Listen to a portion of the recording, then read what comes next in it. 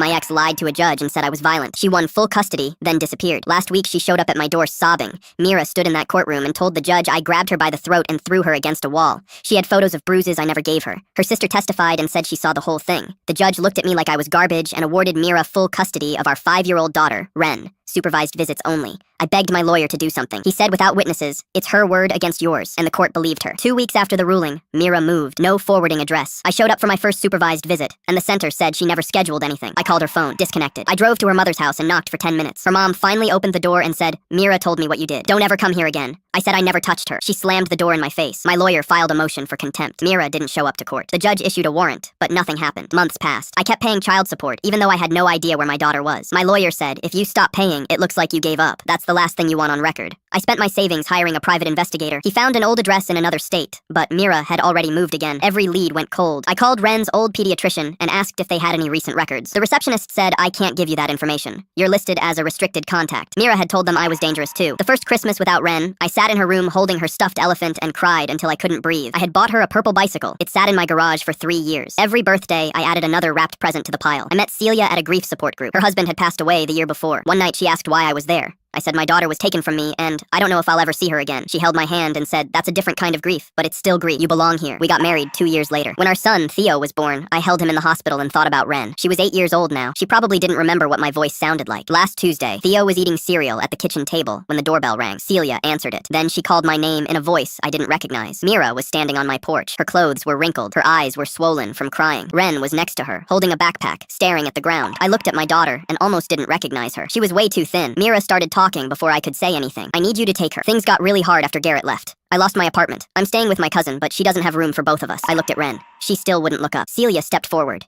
You destroyed his life with lies. Now you show up asking for help? Mira said I did what I had to do to protect myself, but I can't take care of her right now. Just take her until I get back on my feet. I kneeled down in front of Ren. Sweetheart, do you remember me? She finally looked up. Her eyes were exactly like mine. She whispered, you're my real dad. Mom said you were in prison. She said you hurt people. I never hurt anyone. I've been looking for you for 3 years. Ren's voice got smaller. She said if I ever tried to find you, bad things would happen to me. I looked up at Mira. What did you do to her? Mira rolled her eyes. I kept her safe. She's fine. Are you going to take her or not? Ren reached into her backpack and pulled out a stack of papers. She held them out to me. I wrote you letters every birthday. Mom threw them away, but I found them in the trash and kept them. I took the letters. My hands were shaking so hard I could barely hold them. Ren said, I told the school counselor about the letters last month. Mom got really mad. She said I ruined everything. I stood up and looked at Mira. Get off my property. Mira's face twisted. You can't just take her. I have custody. Celia pulled out her phone. You violated a court order for 3 years. You told your daughter her father was in prison. Leave now, or I'm calling the police. Mira stared at us for a long moment. Then she turned and walked to her car without saying goodbye to Ren. That night, Ren slept in the room I'd kept ready for her. The purple bicycle was still in the garage. The presents were still wrapped. My lawyer said Mira won't get custody back.